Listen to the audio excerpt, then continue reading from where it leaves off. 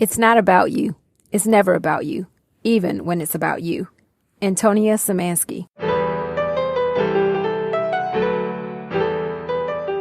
You have the power to be the boss of your own life. I'm your host, Monica Allen. I'm a wife, mom, entrepreneur, best-selling author, lifelong learner, and your biz bestie. I have a love and passion for all things small business.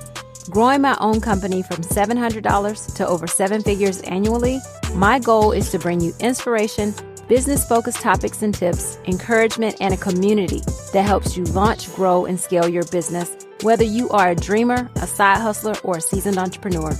You are listening to the Become Your Own Boss podcast. My guest today is a friend of mine that has over 25 years of experience in startup business development, sales, marketing, and teaching.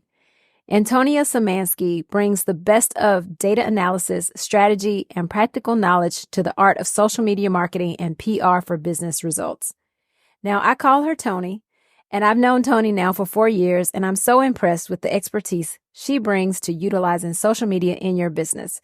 She herself has amassed over 26,000 organic Instagram, 3,500 threads, and 3,700 LinkedIn followers. And she knows exactly how to build online communities that create visibility and credibility that leads prospects through the sales funnel to becoming customers or clients. Today, Toni is going to share some of that expert knowledge with us so we can implement it in our businesses. This is an episode you don't want to miss, so let's take a listen.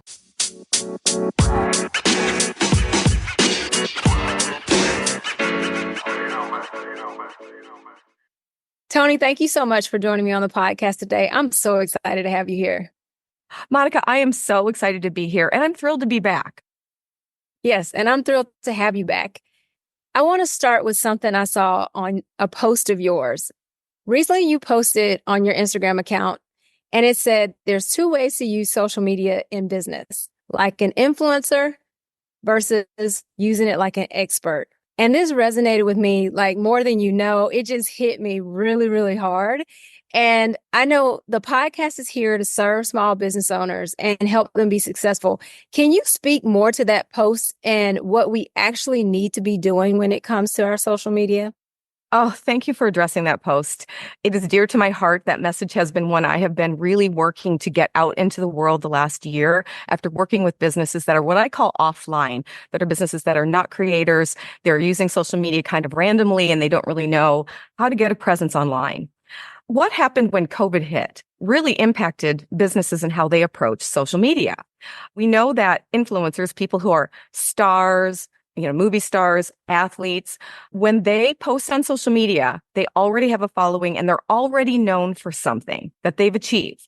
When they get online and they post pictures of themselves, their events, their food, their pets, all those fun things, and then they post something that they want to sell, people will buy it. Because they already love them, they're already invested, they've already built that reputation up. But when you're a small business owner that is largely unknown online, you can't take that approach. Influencers were the first to make money on social media, but that doesn't mean that that's the way a business owner should approach social media. What I've learned in the last 4 years is that I had to spend 3 years building a reputation, building trust, building credibility as someone who could help solve a specific problem for a specific audience before anybody cared about the fact that I'm getting a new cat, what Winston, my dog's page looks like, all those fun things. A business owner really has to approach social media with really clear guidelines on the problem that they solve, who they solve it for, and how they're going to help their audience. And their content has to be about those ways, tips, tricks, tutorials, showing their credibility, showing their experience. Authenticity is so important, but nobody cares about how cute you are. Nobody cares about what you had for lunch. Nobody cares about how cute your kids are until they trust you as a business owner. And that takes a long time. It's just like offline networking. It takes sometimes years to build that reputation online, both with your current clients and your peers, to be able to attract those clients. Gotcha. Question there. Give us an example of a business where you take those principles or you've taken those principles and made them work. Oh, there's so many to choose from. I really like to work with people who are experts that are service-based providers because I'm a service-based provider and I used to be where they are. One example is a coach. Actually, the person thought she was a strategist. And after several meetings and learning like about her business and her why and what she does really to actually help people and who she was actually helping, what I learned was that she wasn't a strategist. She used strategy, business strategy, but she was a person who was a leader maker. So what her USP or unique sales proposition or value proposition is that she was a person who took women who were either thrown into leadership positions or who wanted to be leaders, but didn't know how to lead effectively. And she came from a long line of leaders. It was really easy for me to like see that in her. And so her business needed to revolve around talking to women who are leaders or want to be leaders and how to make them better leaders. So that's just one like simple example of like a rebranding and repositioning of her business to make the right people find her. Gotcha. I get it. I kind of want to just make sure the audience does too. Because as small business owners, right, we wear so many hats. And when it comes to us presenting ourselves on social media, a lot of us don't know where to start. You know, we're intimidated. Some people, of course, are product-based businesses, and I know they can show their expertise as well. But where do we start? Like, if you haven't been on before, you are like, really know I need to be there, but I don't know what to do. Where should someone start? Well, the first thing they need to understand is that social media marketing doesn't start at social media. It starts with the business model. It starts with the business plan. You have to find your unique value proposition, and you do that by doing market research. Who are your competitors? What are they doing well? What are they not doing? How are you different? Your own SWOT. You have to know your strengths and weaknesses of your business so that you know what to leverage and what to get help with. And you need to know the industry trends, the things that are opportunities and that are threats that you can kind of, I don't know the word, I lost it, that you can capitalize on to be able to build your business. And so once you figure out how you're different and the problem that you solve, then your content becomes largely about how you solve the problem. If you're a coach, who are your main business owners that kind of like would listen to this that you think would be a good example for me to dive into? I'm going to use me because what's interesting about podcasting is even though I know people are listening, I'm not really sure what type of businesses are out there. For my listeners, tell me more about your business so we can actually talk about your business on this podcast. But I'll use mine as an example. With our company, Zeus's Closet, we do decorated apparel. We're kind of a blend. We have products, but we provide a service. And we post a lot of images of what we do, right? But you were talking about that. You're like, it's not about how pretty things are. I mean, that's part of it for us. Yeah. But how do we show we're an expert? Well, some of the things that you've talked about with me personally about your business that really made me resonate with your business are the values behind your business and the people that you serve specifically, the groups that you serve, and why what you do is important and how what you do helps make their lives better or builds their community. Because you are really great about building community with the jackets that you make.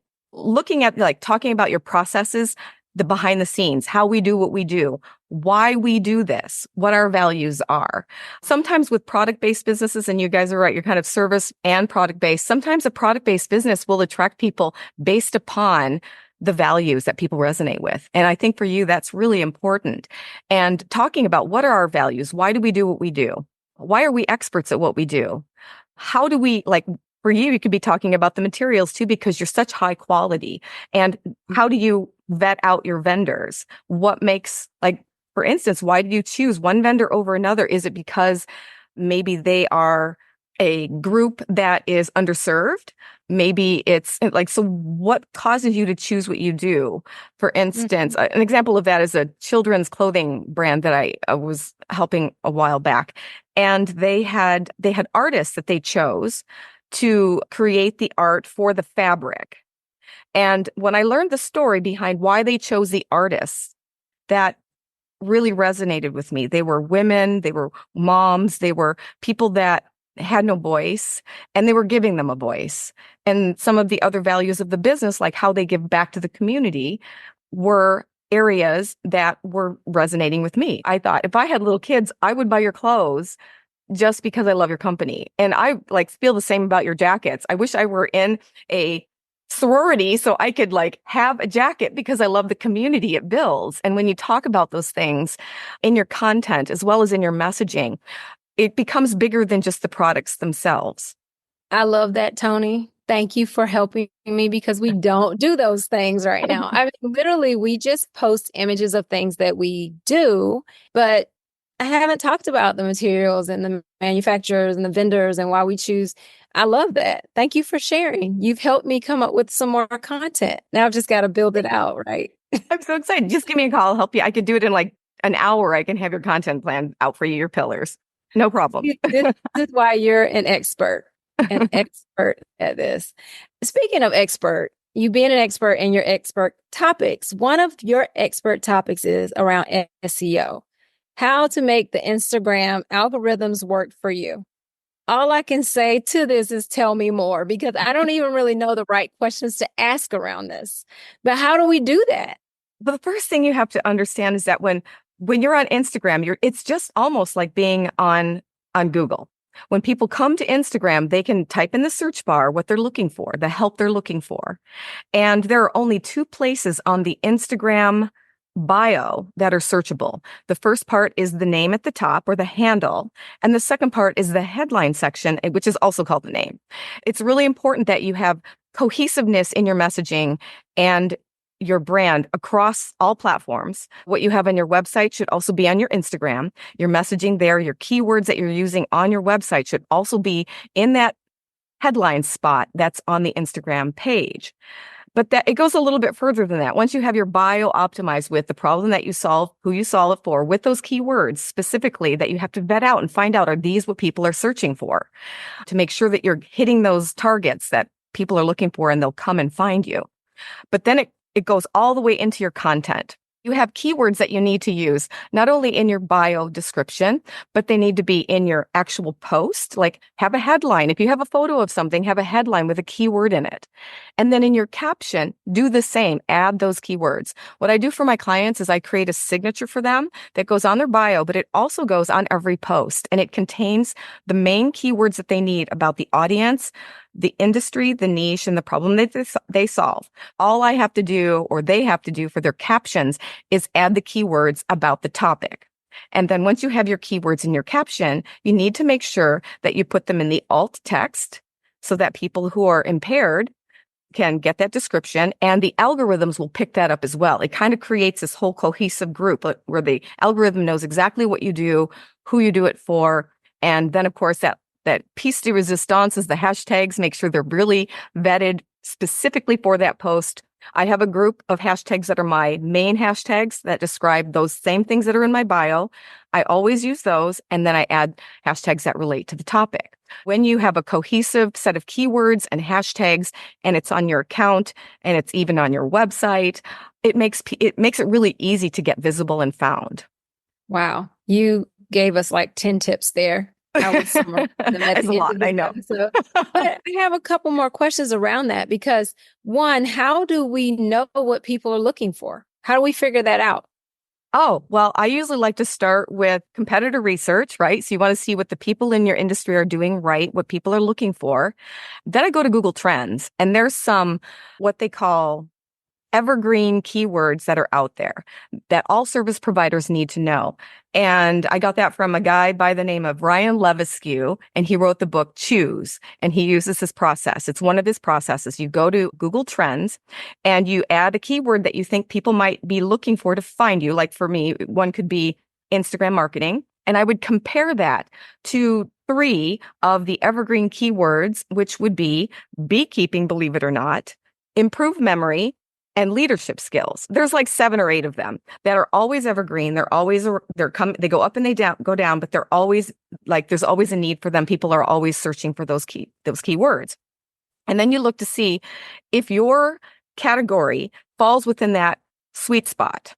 If it's too far above it, then it's too general. For instance, if I were to use the keyword marketing, it would make it really hard for people to find me specifically because it's so general and there's so many searches. If it's really, really small, like visibility, there isn't a huge market for that. That's a keyword that I use strategically, but I wouldn't use it as one of my primary keywords. You first have to figure out what's people are looking for in the industry, like what's out there on Google. And then you take that same search and you take it to the platform, Instagram, LinkedIn, Facebook, whatever the social media platform you're going to be on, and you see what people are searching for on that platform. And that's how you figure out the keywords that are most likely to get you visible. So fascinating. So overwhelming, Toni. But I know you're so good at this. I mean, you're so data-driven or data-driven. But as you're saying this, I get it. I'm following your flow. I'm just like, oh, do I have time to do all this? But that's why people like you exist also. Really easy, but it's your zone of genius, right? It's like, it takes me 5 minutes. I know what to do. I know what to compare it with. I know what I've learned in the last 4 years. It took me so long to learn this through trial and error.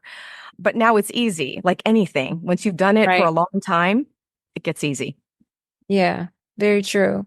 Okay, so you've told us how we can find what people are searching for. There was another question I wanted to ask you around the algorithm and thing, but I should have written it down. This is the thing. I should write these things down. One of the things you mentioned too, and this is one of your topics of expertise, is your social media marketing starts with your business plan. And I know you mentioned that a little bit earlier on, but for a lot of my audience, they're just now either launching into business, or I call them early stage business owners, where they're maybe 5 years or less into business. Where does this fall in your business plan? What are we thinking here as we're writing our business plans or coming up with our business strategy? Where does the social media piece fit in our SEO? Oh, wait, before you answer that, just thought about my other question. Don't want to forget it. In our bio, we're very limited on the number of characters. Yes. Right. So how do we fit those keywords in there? It's a lot of trial and error. To solve the problem we solve, and how do we fit it all in there? How do you do that? One of my favorite posts to make, or especially I do it in stories a lot, I'll say, hey, what's the problem you solve in 3 words? Let's see if you can niche it down to 3 words, right? When I work with someone, usually it takes a lot of trial and error. It's like we start with who they're talking to. Like, for instance, I talk to experts, I talk to coaches. So I'll change those words out sometimes depending on what's happening in my account and what I'm selling at the time. I have a character counter that I use online that I can create the bio, and then I throw it in there and I see how far over I am or under I am, what I can use. And I always try to use as many substitutes for words or shortenings of words. So it's all about grabbing the attention. If you're niched with the audience, like you may not be niched with the audience, but you're niched with the thing that you do. So you can leave out the audience and talk about, do you have this specific problem? I help with these things. So you talk about the problem. Are you looking for this help, or what's your big promise? Are you looking for this help?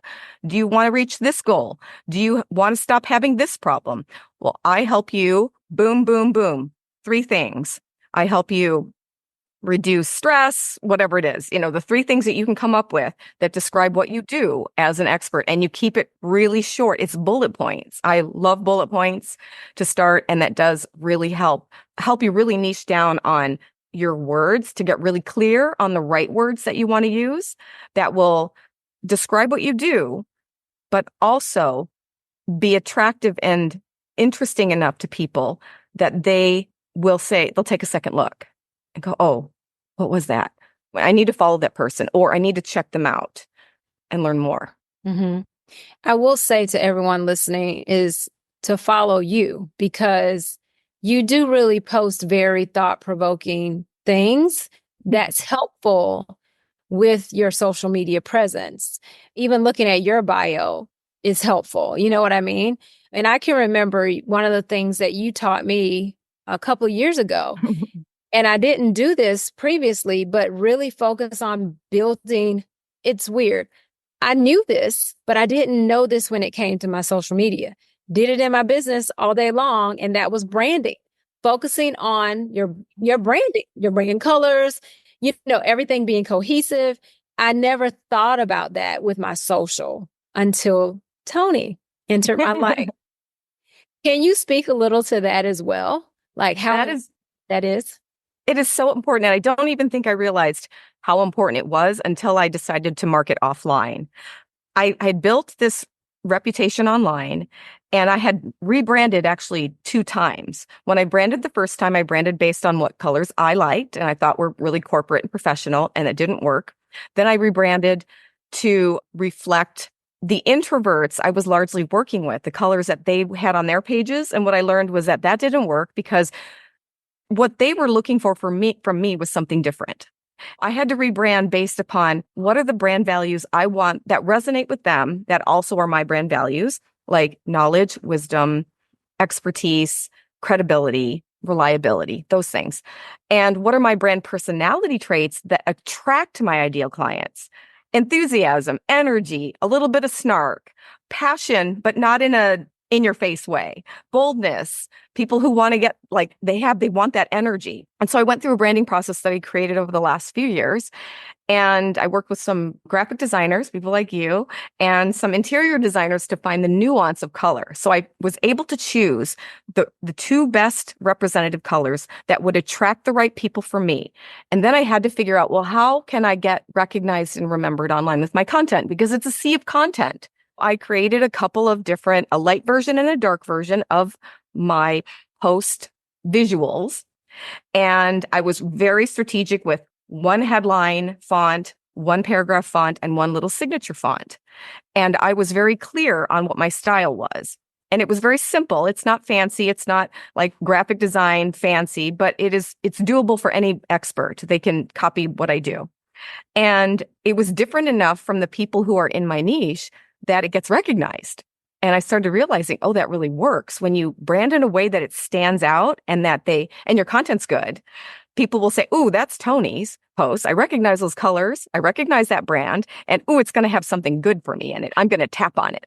Doing that online is really important so that you stand out a little bit and that the right people will tap on your content. Yeah. Thanks for speaking to that, because I will say the other day I was on my For You page on my personal account. I don't actually follow you on my personal account, but I saw you and I knew who you were immediately. And I'm like, oh, she's posted something new. So I was looking at you on an account that I don't even follow you on, and you don't follow me on it. Anyway, I loved that you taught me that. And I've been consistent with my colors and my fonts, my 3 fonts. Yes, your branding is very unmistakable. It does stand out. Oh, cool. Thank you. Thanks to Toni. All thanks to you. Okay, now back to my other question. I apologize. I veered off on talking about the bio because that was the question I wanted to make sure I asked. But the other piece was around the business plan. You go into a business, a lot of times, I like to say we fall into businesses because I think a lot of times we do. We kind of are like, oh, wait, I'm good at this, or people are asking me to do this, or, oh, wow, I know how to do this thing and people actually are buying it from me. A lot of times we fall into business and we don't quite know. We don't even sometimes have a business plan. But where does the social media piece fall within our business plan? Is it under marketing, or where are we looking for that, and how are we fleshing that out in the business plan? I love this because I talk about this in my keynote, because most people don't understand that like Instagram doesn't start with Instagram. Social media doesn't start there. It starts with like you have your business strategy, which is your what and your why of your business. Then you have your business plan, which is the how are you going to, excuse my French, get shit done, right? And then in the business plan is this document called the marketing plan and the marketing strategy. Those 2 pieces go together, which is the what and the why of your messaging. And then the marketing plan is the how are we going to get shit done with our marketing? What channels will we use? What are our content pillars? All of these pieces. Everything funnels down from the business strategy and the business plan. And everything in your marketing, everything in your social media must support those business objectives. And that's why data and metrics are so important, because you can track certain metrics that lead to KPIs, changes in certain business metrics that reflect your profitability, your revenue, your customer longevity, your CLV. All of those things can be measured with numbers. And there's certain elements on social media, as well as email marketing and other types of marketing, that if you're tracking the right metrics, then you can see what's actually contributing to building your business and what you need to eliminate. Very cool. Thank you for sharing that. It's interesting to me because when we started our business, social media wasn't a thing. It was very fresh. It was very new. I think when we started our business, Facebook was still only for college students. And then when they opened it I remember up, that. I just remember Ethan saying, "Hey, you should get one of those Facebook accounts. We should both get one." And so we did just because, it's new, it's fresh. And then Instagram pops up later. And then of course we have all these other things. Now I know you're big on Instagram. You're also growing on LinkedIn. And let me just say this as a caveat, because Toni has grown her Instagram followers. What are you up to now? Like 24,000? Instagram 25? is 26.6. Okay. 26.6. And it's all been organic growth, which is 100%. absolutely amazing. And then you also have your LinkedIn organic growth. For those of us who are, small business owners, do you think Instagram's like a great place? LinkedIn, like what are your thoughts around where you should be? Oh, I love this question because most people are on Facebook and I have frustrations with Facebook because for me, it's a personal page and I don't like to bombard my personal friends with business content. So I refuse to use it that way. What I loved about Instagram was it had the most data metrics that you can really track. You can do market research. You can track what's working, what's not working with the data. And it has the ability to do what no other platform can do for experts. Your bio, your profile page can become a portfolio of your expertise. So when someone goes to your page, they land there. It's not like Facebook where you go to their page and whichever post has the most recent comment pops up. You can't really see what's current, what's not, what's like what you can't look by topic. You can't really see what you're looking for if you're looking for an answer or a tip. With the Instagram page, not only can you look at that graphic, that grid pattern and see, oh, this looks interesting or that looks interesting. And you can tap and you can just kind of scroll down and see what's interesting. It's also got the most recent content right at the top. So you know what's recent.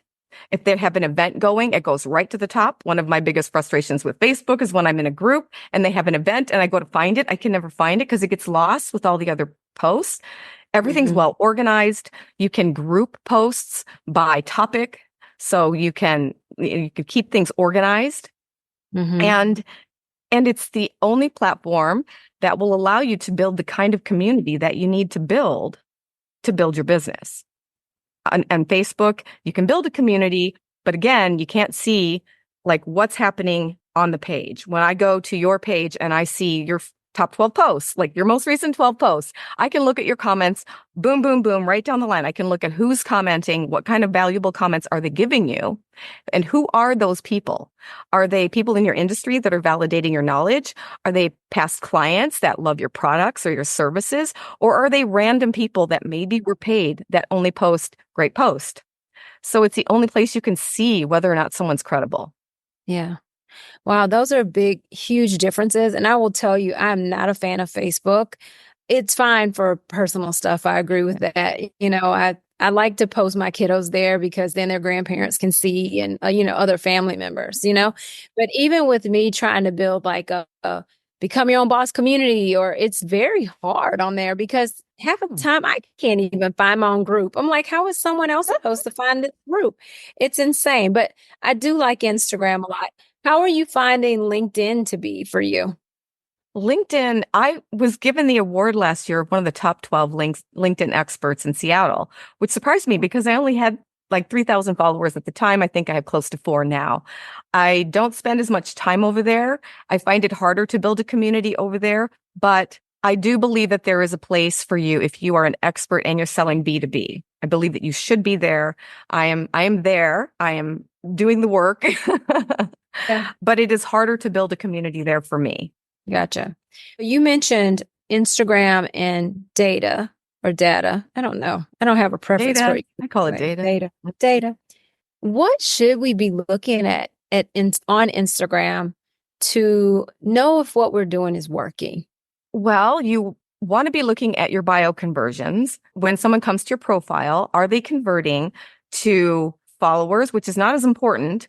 Are they converting to DM questions? Are they going into your DMs and asking you questions? Are they converting to link taps? And that's an easy way to track it. There's a conversion formula that you can use to determine what your conversion rate is. And it's the number of profile visits It's actually the number of like website taps divided by the number of profile visits. And you can grab that like conversion rate. And then you want to look at your content and those conversion rates. So there's conversion rates all the way down.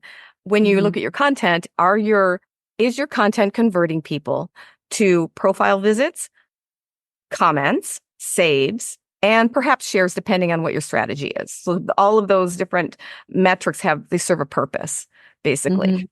So when I look at my content, my two most important conversion metrics are reach, and not just any reach, non-follower reach. Because your reach is a number and it's divided by how many followers you reached and how many non-followers you reached. I'm looking for those non-followers in my post content. I'm looking to reach people who don't know who I am, who might need my services. And then I look at how many are going to my profile, because that tells me everything I need to know about how interested they are based upon this piece of content in finding out more about me and my business. Gotcha. I can remember some years ago when we actually met in person, you did a presentation around a lot of data, and there was a huge spreadsheet with a lot of numbers. Most of us are probably not doing that, Toni, with that. Most of us probably don't even know where to find these numbers you're talking about. But is there somewhere that people can kind of reach out to you, or do you have like a ebook or anything on this kind of stuff where people can get a little help with the? Oh, I love this. Well, they can always find me on Instagram at Crush Your Social. I will answer any DMs. I have a ton of free content that talks a lot about the data. I also have a free ebook for your listeners called The 3 Keys to Attracting Clients on Instagram. I think it's what it's called. And it should be in your show notes. You'll have it available to them. Yes, I will do that. Yes. And I'm actually creating a course. I do a lot of workshops in person, and I was surprised at how much I had to adapt the content, the slide deck, to create slides showing them how to get to the pieces that they needed for the conversions, like which steps, like how do you find when you open up your Instagram page, it automatically opens you to the home page. So how do you get to your profile page? Well, you hit this little button in the right-hand corner. Okay, tap that. Now you're at your profile page. How do you get to your insights? You go to the top right corner and tap that. So I have slide decks that have those screenshots with things circled for them to be able to get to the certain types of insights that they need to be able to make the calculations. And I thought this is like really important for people to know, because if they can't find and understand the data, then they can't really measure what's working and what's not. Right. 100%. I'm taking those workshops and I'm creating mini courses that people will be able to buy online for, under $50. They can buy this course and it can take you through, these are the steps you need to find these pieces of data. This is how you optimize your bio with data, with insights, all of those things. And of course, I have a website. It's called crushYourSocial.com. See, matches everywhere. Love that. I'm glad to hear you're coming out with a course. That was not like a pitch or a plug or anything. Like, I just wanted to ask you that, because I know you work with certain people based on your bio, experts, coaches, things like that. But for those of us who may be in the product space, and you may not necessarily work with us as far as your clients, but to be able to do those numbers or get some information around that, because I'm interested in it, and I'm interested in figuring out how to utilize that information. And again, we already have so many things going on in our business. Maybe if we can learn a little bit, then we can get a VA to kind of help us work those things out. Then we know what's working and what's not working, and we can double down on the things that are. That's why I asked you that question, because not only I need the help. That's why I asked you if you had anything where we can tap into that. So that's beautiful. Thank you so much for coming out with that soon. What else do you think we should know? Because I feel like Instagram has also kind of changed over the past, I would say, past year and a half. I feel like things feel different. What are your thoughts around that? And what should we be doing as we move on through 2024 and kind of enter 2025? What should we be thinking about as we aim to grow our businesses through social media? Oh, that was a lot. Okay, I'll try to. I know that was a long question. Okay, the first thing is that algorithms change all the time. And there are certain things that happen on the platform that you can utilize. But I've always found that going after trends doesn't work for an expert. It's all about, well, the first thing is that I teach my clients, I teach anybody who will listen to me to say, is that marketing is not about you. It's never about you, even when it's about you. And if that is in the forefront of your mind and you are always serving, like if I show a picture of me, nobody cares. I mean, there's a few people who care, but most people don't care, especially people who don't know who I am. But if I show a picture of me and I have a headline about 3 tips for getting engagement on your content, and then the caption is full of value, then it's more likely going to convert and it's going to attract the right people. Utilizing trends can be fun and it can engage your community, the people that are already kind of drinking the Kool-Aid. Like after the Super Bowl, I did this post. I copied, it was a friend's meme that was when Usher came walking down the stairs with a big jacket on and he looked swagger. And I changed her heading. It was a remix. I changed her heading to when people finally, like something like when you finally get visibility and people you get recognized and remembered for what you do. And that post went viral, but it did nothing for my business. And I used it as an example of my community loved it. We all laughed about it and it was really fun, but it wasn't the kind of post I would normally post. It was really trendy and it got like 20,000 views, but it didn't like result in anything for me. So I don't really follow trends. I stick to what works for the long term. And that is, if I have a message, I post it 3 different ways. First, I post it as an infographic because that's my love of loves. And then I will repost it if it does well to a carousel post because there are people who like carousels and only look at carousels. And I learned the hard way that if I post it as a reel, that I will reach people in my community and out of my community who really only like reels. So what happens if you don't use 3 different formats is that there are people in your community and out of your community who won't see your content because the algorithm doesn't feed it to them because they are not looking at that kind of content. That was a really hard lesson for me to learn because I was primarily only doing infographics and carousels for a really long time because I'm comfortable with them. But there were people that I wasn't reaching because through no fault of mine or anybody's, it's just that they really like reels. So if my post wasn't in the format of a reel, they weren't seeing it. So I was missing out on a whole group of audience members that I could be tapping into. So now I post 3 different ways. Same message. So what that does, if you have the same message and you post it 3 different ways, it amplifies your message and it reaches more people, which is what we're looking for. Right. Wow, that's amazing. That in itself is like an entire takeaway from this episode that we can all learn from. Question, going back to, you mentioned posting the trendy Usher video, and you said it did nothing for your business. How do you know that? Well, I looked at how many conversions it had.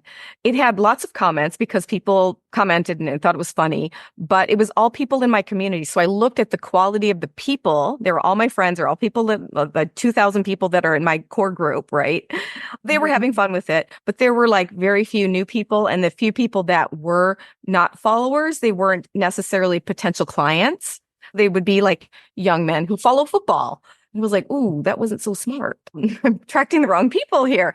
And then I looked at how many followers did it convert to? I think it converted to 3 followers out of 20,000 views, right? I mean, so it just wasn't an effective business post. It was fun, but not super effective. Got it. That's so neat. See, this is the type of thing, just even taking the time to look at how many followers came from a post. I don't do that. Anyway, okay. I need to start doing that. See, this is, you're my Just a couple. Yeah. Look at profile visits, comments, saves. Saves is really a big one. And then look at your reach. Well, I will be all those. Okay. That's good to know. What I realized lately though, is that I actually haven't been posting any educational content. Oh. It just hit me like a couple weeks ago that I really haven't been posting that. Like I'm posting clips from podcasts, which usually have some value, right? I mean, there's usually something to take away. But around showing my expertise as a small business coach, strategist, See, I've got to get my wording right. I don't even know. But as that grows, like I have not been doing that. And so that's something that I'm going to be working on over the next few weeks. Yeah. But Toni, this has been so good.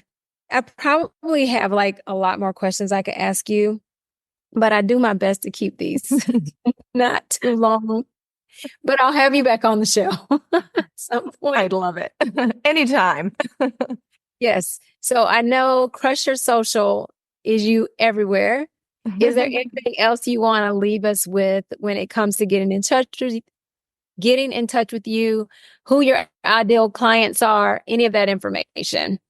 Wow. Thank you for asking. If you are a coach, especially a business coach, I even work with fitness coaches, financial coaches, any kind of coach that needs to build their credibility and their authority. If you're a realtor that wants to stand out, you are my people. And find me on Instagram, send me a DM, say, hey, I saw you on Monica's podcast. Let's be friends. I would love that. The only request I ask when people follow me is that they engage with me, that they talk to me in my comments, that they talk to me in the DM so that I can build a relationship with them. That's so much more important than just following for a random follow. Right. Then speaking of that, since you made me think of another question, Oh, yeah. because so many times we're all stressed out about that follower count. Like, oh my gosh, I only have so many follows, or talk to that a little bit. Should we be stressed out about having 1,000 followers versus 20,000 followers? Like, what are your thoughts around that follower count? I think it's more about the quality of the people in your community than it is about the number. And it's also about, here's another little bio tip. When you look at someone's bio, there's something called the popularity score on Instagram, and it has to do with how many people are following you and how many people you are following. Well, I learned a long time ago that you need to have that follower to following ratio at 50%. So you want to be following 50% less than are following you. The less, the better. So I really only follow people that I am in communication with. Either I find their content really valuable, so maybe they're a bigger account than I am, and I'm engaging in their content on a regular basis and finding value with it, or they're people in my community that I support as a fellow business owner. I don't chase my clients. I don't follow them unless they follow me and we develop a relationship.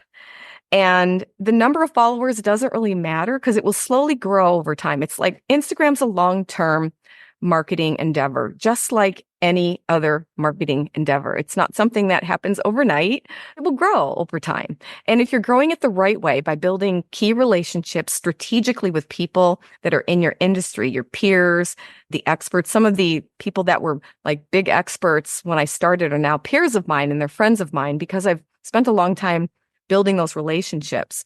And they've been able to help me grow my account because of that over time. But it's a four-year deal, right? It's not the number of followers, it's the quality of the followers that's important. Well, you're telling us about 2-to-1 as far as or less. Or less. Okay. Because 2-to-1 how the algorithm works is it looks at the number of people following you and how many you're following. So if you're following the same number, then the algorithm doesn't think that your page, it doesn't assess it as valuable. It assesses it, they got their followers by following other people, not by how valuable their page is. So the less people you're following, the more the algorithms see your page as valuable. And so you get more reach that way too. Wow, that makes so much sense.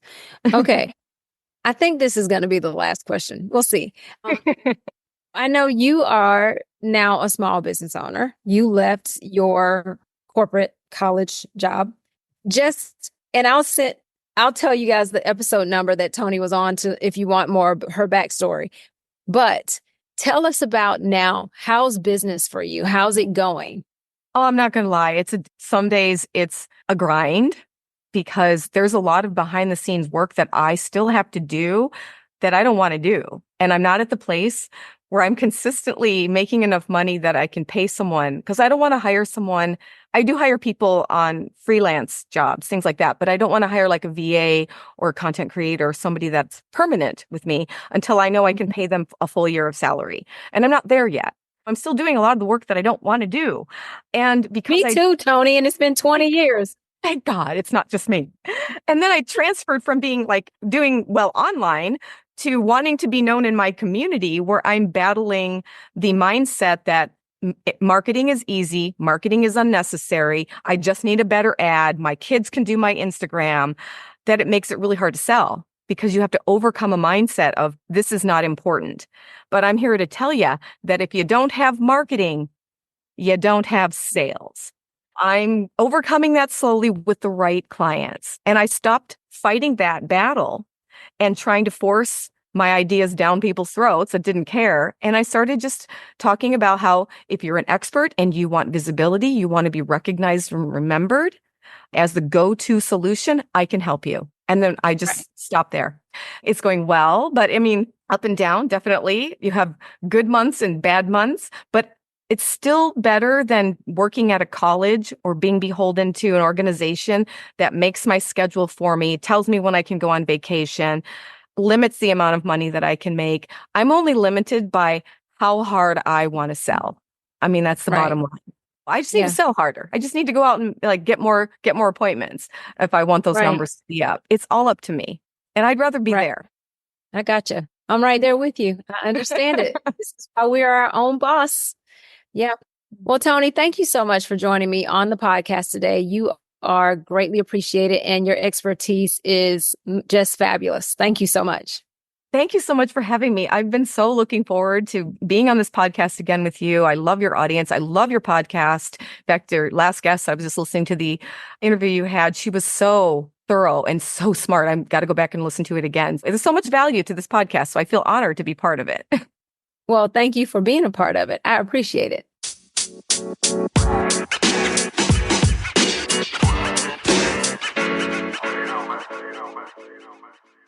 Toni, thank you so much for joining me again.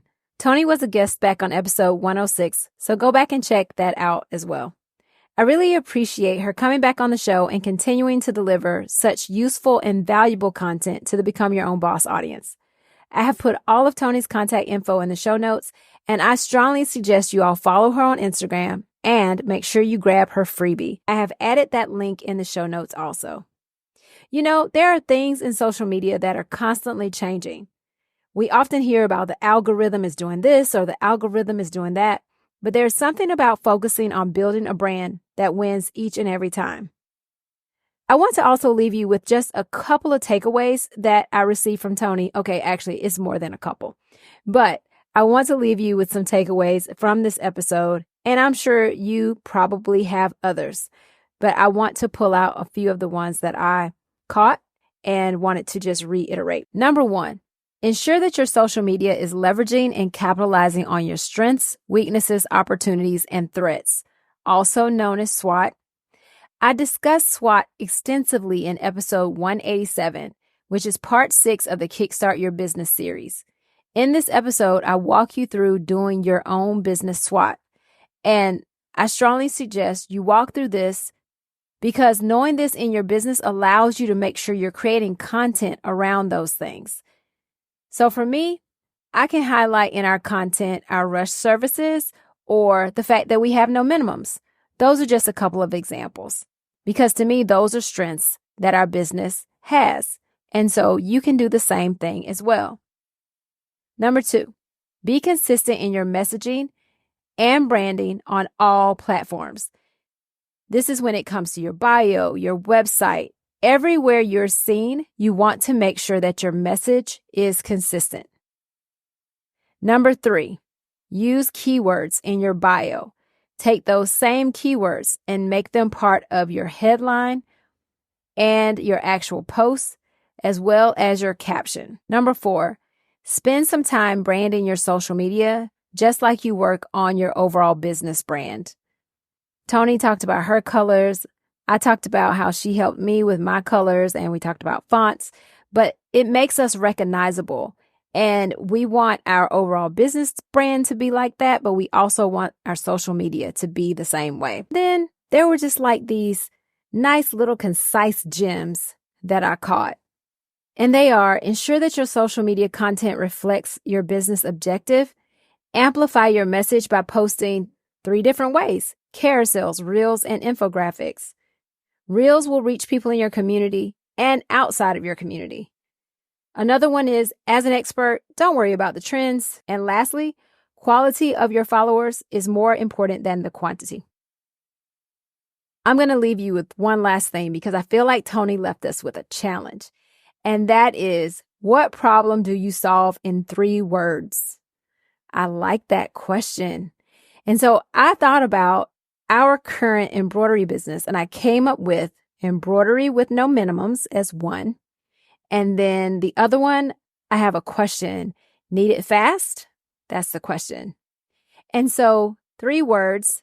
And if you think about the 2 that I came up with, I can then build social media content around the fact that we don't have any minimums or ways to get it faster. Think about that for your business. Can you break down the problem you solve in 3 words or less and test those out in your bio, perhaps? But anyway, I feel like Toni left us with a challenge there, and that can be fun. Thank you for listening today. As always, I'm grateful for you. Now, I have a few calls to action for you today, and I know experts say that you should only leave people with one, but I know that my audience is so special and so amazing that you all can handle more than one call to action. I also understand that many of you may be listening to this while driving or working out. But if you can set a reminder for yourself, I want you to do a few things. 1, go over and follow Toni at Crush Your Social. Her posts will be helpful to you. Number 2, while you're there, stop by Become Your Own Boss podcast and follow me as well, so I can continue to bring you tips and tricks for growing and sustaining your business. And I really am focusing more on bringing you educational content that will help your business. Then I also want you to grab Toni's freebie. And while you're grabbing Toni's freebie, make sure you go out to my website, monicaallen.com, and grab the 11 Essential Secrets to Small Business Success. It's a free download, and it can help you, again, in your business, because that's what we're here for. So just a few calls to action. Set your reminder, make a note, come back and listen to this if you have to check the boxes to get it all done, but I know you can do it. Remember that now is the time, not tomorrow, not the next day, but now is the time to level up, leave a legacy, and become your own boss.